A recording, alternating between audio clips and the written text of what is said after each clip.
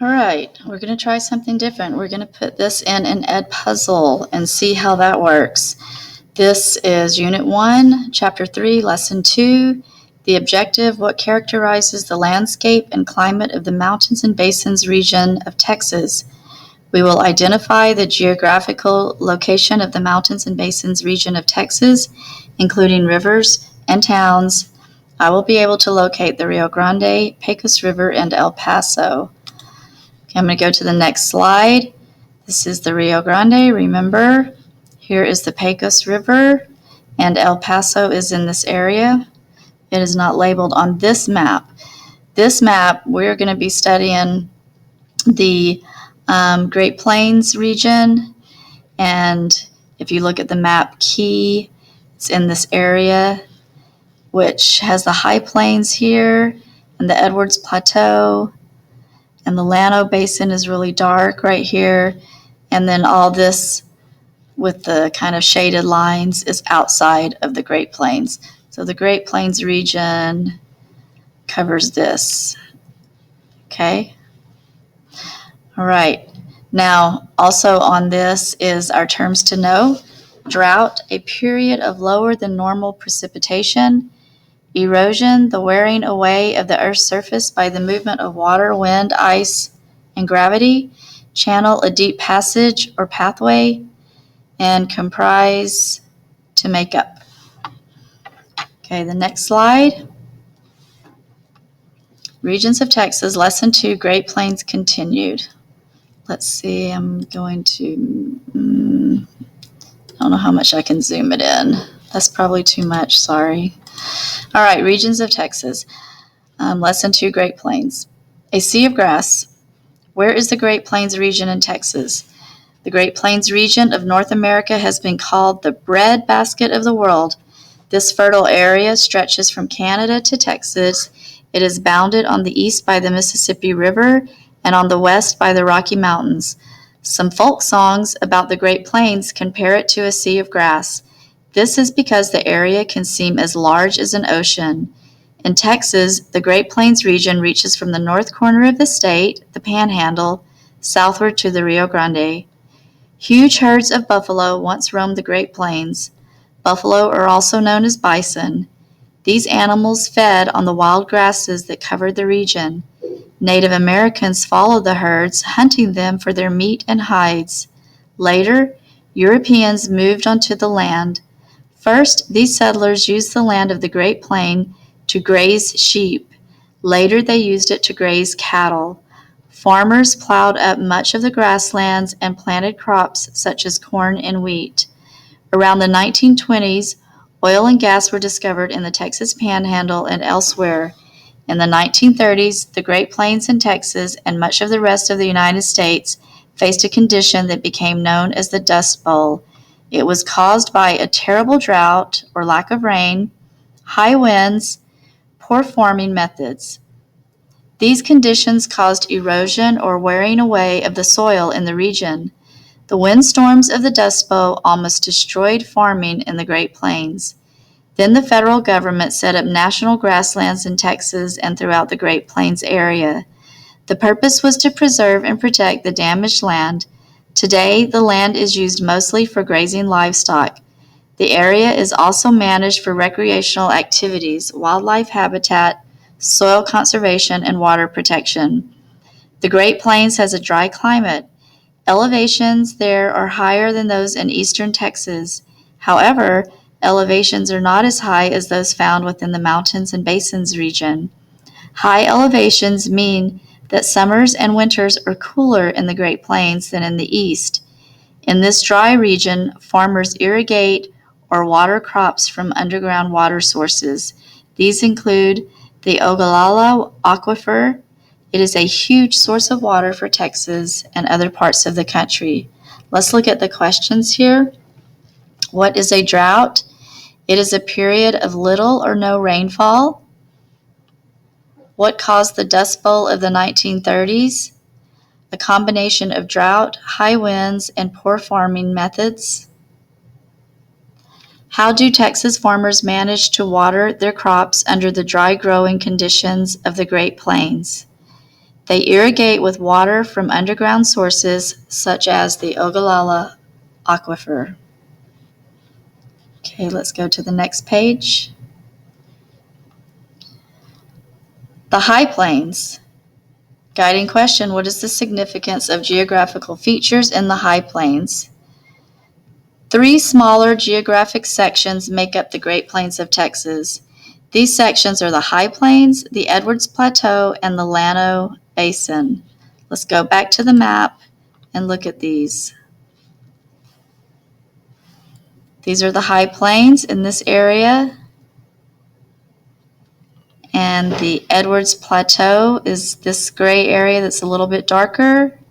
And the Llano Basin is right here.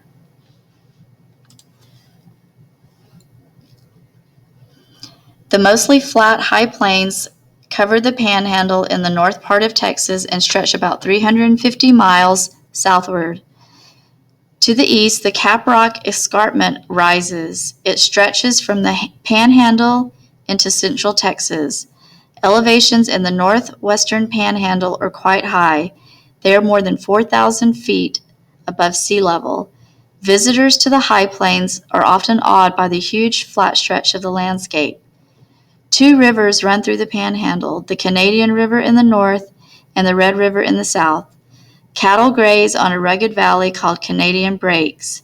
The Canadian River created this valley as it cut through the Caprock Escarpment. Long ago, the Red River also carved a channel through the Caprock Escarpment. This created the amazing Palo Duro Canyon. Palo Duro is Spanish for hardwood. It refers to the many hardwood trees in its forest. The canyon is about 6 miles wide and 800 feet deep. Wildlife includes turkey and deer. Cacti, yucca, mesquite, and cedar grow there. The High Plains is made up of 2 sections, the North Plains and the South Plains. The North Plains reaches from the Panhandle's border with Oklahoma to just north of Lubbock. Important industries of the North Plains include oil, cattle, ranching, and farming wheat and sorghum. Amarillo is the largest city on the North Plains. It is a center for the distribution of wheat and cattle. Oil-field equipment is manufactured in the area too. Farmers in the South Plains raise large amounts of cotton. Lubbock, which is both a large business center and a cultural center, is home to the world's largest cottonseed industry. Whole cottonseed and its byproducts, oil, meal, hulls, and short fuzzy fibers called linters are used to make many products. These include plastics, fingernail polish, sausage casings, x-ray film, salad dressing, and cosmetics. The oil-rich Permian Basin is in the southern part of the High Plains. There, oil is important to the economies of Midland and Odessa.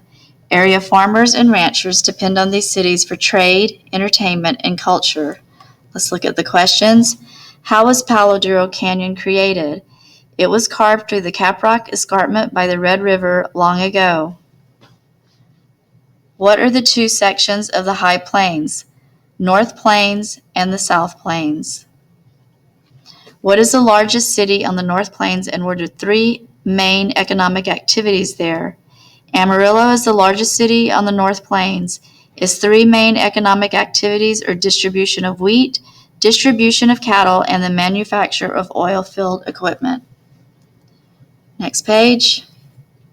Edwards Plateau. How does geography affect the economy of the Edwards Plateau? In the far south of the Great Plains region is the Edwards Plateau. It is a high land of flat or gently rolling hills rising from an escarpment. It is nearly 300 miles from east to west and 50 to 175 miles from north to south. Its southern boundaries include the South Texas Plain and the Rio Grande. The Blackland Prairie meets the plateau's eastern border at the Balcones Escarpment. The hilly land nearing the escarpment is called the Hill Country. The Edwards Plateau has thin soil. It is covered with mesquite, cedar, small oak trees, and scrub. This makes it better for grazing livestock than for farming. Plateau ranchers raise cattle and sheep. The plateau is also famous for producing Angora goats. Their long hair is sheared and sold as mohair. This is used to make sweaters and fabrics. Ranch lands comprise or make up much of the plateau. There are a few cities or towns. The largest city in the Edwards Plateau is Del Rio. Del Rio, located on the Rio Grande border town, cross-border trade and tourism are main economic activities. Fredericksburg, located in the hill country, settled by Germans, famous for peaches. Enchanted Rock is a granite landmark. Kerrville, located in the hill country, large music festival every year. Game ranches offer hunting trips to nearby areas. Local game is plentiful in the hill country. The area is noted for its large numbers of white-tailed deer. Other hill country landmarks are Longhorn Cavern State Park, Barton Springs, and Pedernales River State Park. Let's answer the questions. Why is the Edwards Plateau good for ranching but not for farming? The plateau has thin soil. It is covered with mesquite, cedar, small oak trees, and scrub.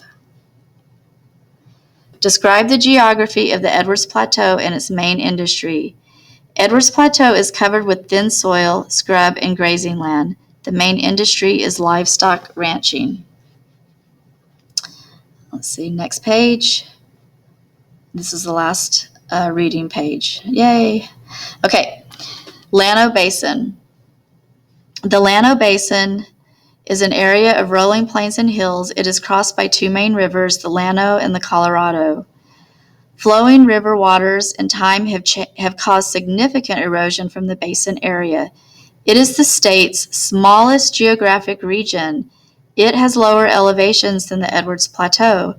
The building of dams on the Colorado River created reservoirs known as the Highland Lakes. Lake Buchanan is the largest. These lakes are popular for activities such as boating, fishing, and swimming. The Llano Basin economy depends upon tourism, hunting, and livestock ranching. Pecans are an important crop in the basin's northern town of San Saba. Wool and mohair are cleaned and processed in the town of Brady. Also, the market and supply center of Mason caters to nearby ranches and a growing tourism industry. Let's look at the questions. How have humans shaped the Llano Basin? Humans have built dams on the Colorado River to create reservoirs called the Highland Lakes. What is responsible for erosion in the Llano Basin? The flow of the Colorado and Llano rivers have caused erosion in the Llano Basin over time. This is just check for understanding, and I wrote this. Choose one area of the Great Plains and convince someone that it would or would not be a good place for farming.